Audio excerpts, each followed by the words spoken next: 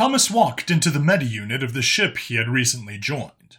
They wanted to do a general evaluation, basically a routine checkup. Thomas readied a small folder in his bag for when the inevitable happened. Thomas, please, have a seat, Pliskin, a large lion-looking humanoid, said, gesturing to a seat in his examination room.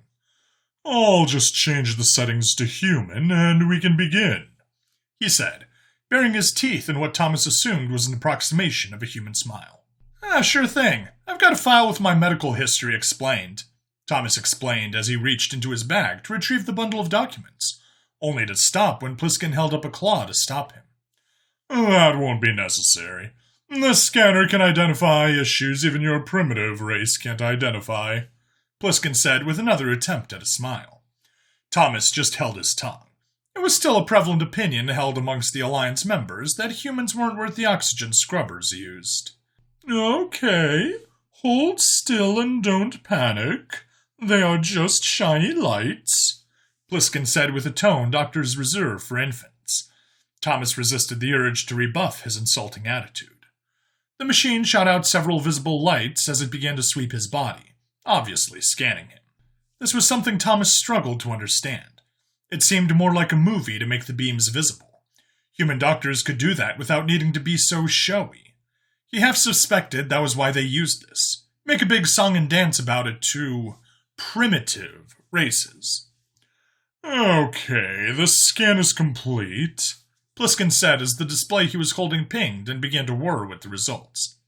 So, healthy as a horse, eh, Doc?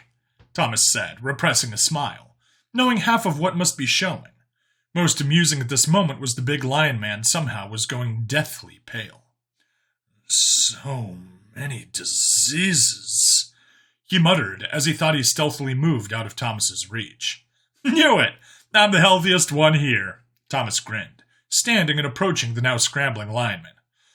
Stay back! Pliskin nearly squealed in terror. Okay, so tell me, Doc, what's your scanner say? Thomas asked, focusing his gaze on the now cornered doctor. You have traces of countless viruses and diseases. If I didn't know your race was so primitive, I'd suggest you were a biological weapon, Pliskin said, looking back at Thomas. Oh? Which ones? Thomas asked curiously. Pliskin only flicked his display onto the larger screen. Reading through it, Thomas couldn't see where the fear-inducing ones were. I only see the usual stuff and the remnants of vaccines, Thomas said, giving the list a read. Usual stuff? Pliskin repeated in a higher octave. Yeah, chickenpox, common cold, a tetanus shot here, and the usual childhood vaccines, Thomas explained, pointing to each corresponding disease. These are common illnesses? Pliskin said in growing shock. Yeah, back where I'm from, there are a lot worse ones, Thomas said with a shrug as he reached to retrieve his medical history bundle. Okay, what about these genetic anomalies?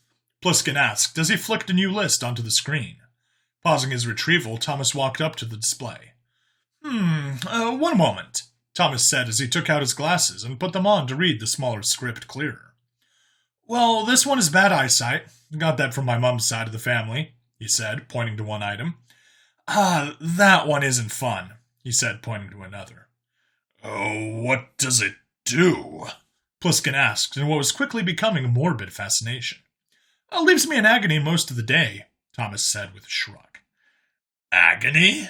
Pliskin repeated, confused. Lots of pain, but, meh. Thomas finished with a shrug.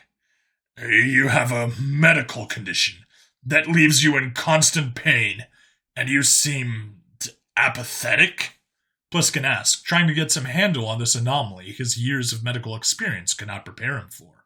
Genetic condition. Not much can be done but endure it, Thomas replied with another shrug as he continued reading the list. Pliskin, though, had a look about him that suggested he suspected the human to be exaggerating. After all, humans were from a backwater primitive world. Holding out a headband, he offered it to Thomas. This is a sensory unifier band. It'll allow me to experience your issues myself. It'll allow me to identify specific ailments, Pliskin said as he near threw the band at Thomas, not wanting to get near him still. Oh, sure, Thomas agreed, putting it on his head. Pliskin placed his own band on his head so he could experience the sensation of Thomas. Thomas watched this all unfold and began to panic as he shouted for a nurse to help. The moment he activated the device, Pliskin started screaming before his eyes rolled back in his head, and he collapsed unconscious. After a few minutes and hasty use of smelling salts, Pliskin awoke and looked even more terrified. You endure that much? That could kill any other race! Pliskin roared, very much resembling his corresponding earthly species. Well, you get used to it, Thomas shrugged, not really understanding the issue. A few aches and pains and having an early onset of arthritis wasn't fun, but it wasn't much to cry about. Doctor, did you not read the pamphlet for humans? The rather frustrated nurse asked. Pliskin just mumbled something before meeting the baleful glare of the nurse. I skimmed the cover, he finally admitted. They are primitives, so it couldn't be that relevant, he added defensively. Sir, humans are from a Class 4 death world, the nurse explained. Thomas, watching this, had learned something new and very metal.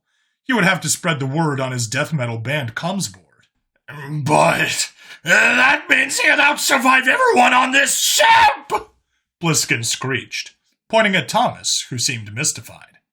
That is the case, sir. He was told just to give you his medical records and get your rubber stamp. Did you not read the memo? The nurse asked pointedly at Pliskin. To drive the final nail in, Thomas took out the bundle of documents he had been asked to provide and gave a toothy grin of his own.